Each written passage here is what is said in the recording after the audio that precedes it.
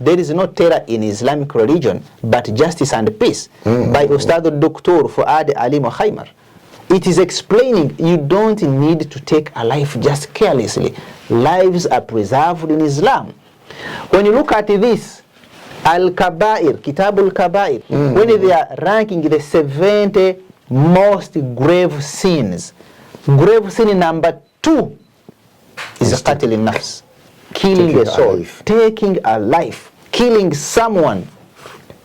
All these are enough evidence to show you that Islam has no room for people to take someone's life.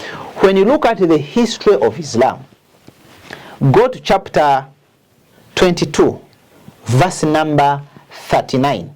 This was an instruction, that was a permission that was given by Allah to the Muslims to defend themselves against the enemies of Islam. Let us read verse 39. Permission to fight against disbelievers is given to those believers who are fought against because they have been wronged, and surely Allah is able to give them, the believers, victory. This was the time when we had the new converts, and they are being killed mercilessly, carelessly. Look at the early converts in Mecca, people like Sumayya. The way she was, brutally killed. Look at people like Yasir, the way he was brutally killed in those early days of Islam. So this was just a permission to say, please, let not someone come and take your life. Try to defend yourself. If you can also defend yourself, it is okay. It is not Islam that came out to go to the field and kill. No, look at the history of Islam. It is the Meccans who moved from Mecca to go to Medina and kill the Muslims.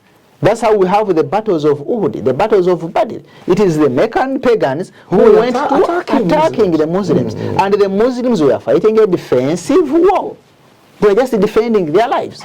So when you say that Islam is about to killing people, taking people's lives, please, I say you're out of context. You need to go back and revise your Islamic history and be put right. When you look at Surah Al-Ma'idah, chapter 5, verse number 32, allow me read this verse. And you see how beautiful Islam has preserved life. Islam has valued life. The Quran is saying in the English version, because of that we ordained for the children of Israel that if anyone killed a person not in retaliation of murder or to spread mischief in the land, it would be as if he killed all mankind. Islamic teachings, if you kill one soul, it is as if you have killed all mankind. And if anyone saved a life, it would be as if he saved the life of all mankind.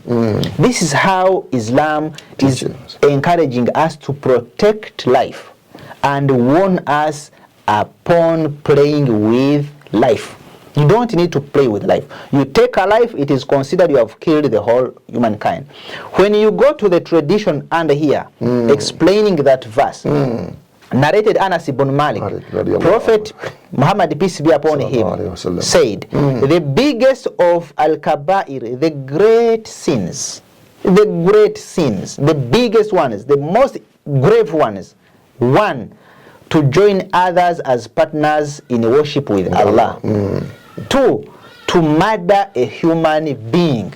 To murder a human being. That is the second greatest evil. The second biggest sin, to murder a human being. At-Targhib wa Tarhib by Al-Imam Mundhiri. We go to page number 239. عن ابن مسعود رضي الله عنه قال قال رسول الله صلى الله عليه وسلم, the Prophet of Allah taught and said, أول ما يقضى بين الناس يوم القيامة في الدماء.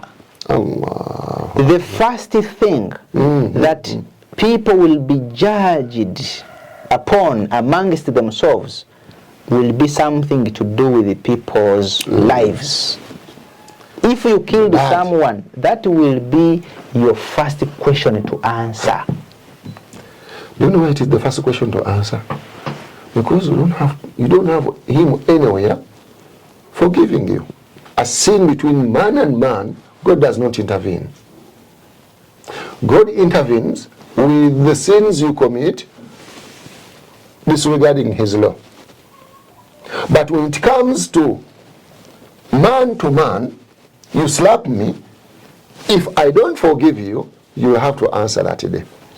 So whoever kills a soul, kills a person, will have to answer. Will have to answer. And these are teachings of Prophet Muhammad, peace be upon him. This is how beautiful he has taught us to be very cautious, be very careful when dealing with people's lives.